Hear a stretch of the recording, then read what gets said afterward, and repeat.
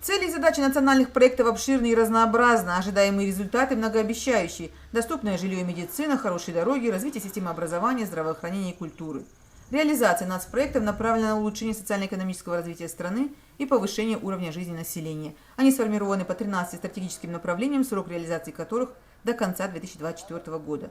И все бы ничего, если бы не нарушение, затягивающее процесс исполнения поручений должностными лицами. Начиная с прошлого года мы усиленно ведем контроль и надзор в своей части за ходом реализации национальных проектов.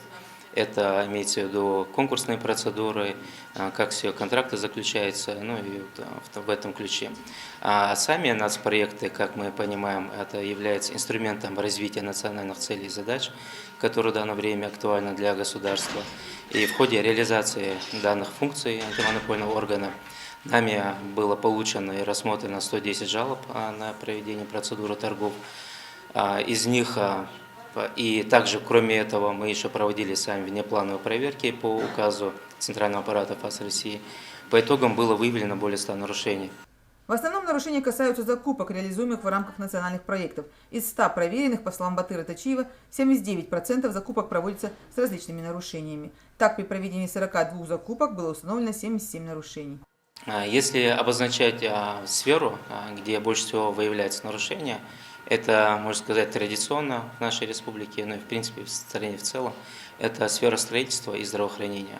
Больше всего нарушений допускается именно в этих сферах. А примерно какие-то нарушения? Тут от самого простого и безобидного это то, что забыли указать, допустим, ответственность сторон там, в незначительной части, либо там забыли указать какое-то требование в документации, до таких нарушений, как заключение прямых контрактов без проведения торгов в обход 44 федерального закона.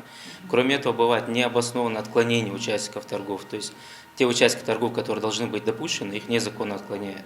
Естественно, по отношению к нарушителям принимаются соответствующие меры. Это предписание и применение штрафных санкций. Нельзя говорить, что в нацпроектах, при реализации нацпроектов есть какие-то несерьезные нарушения, так как любая жалоба, которая к нам поступает, и проявление незначительного даже нарушения, нами выдается предписание о том, что внесли изменения в документацию, продлили сроки подачи заявок и так далее. То есть это затягивание реализации нацпроектов.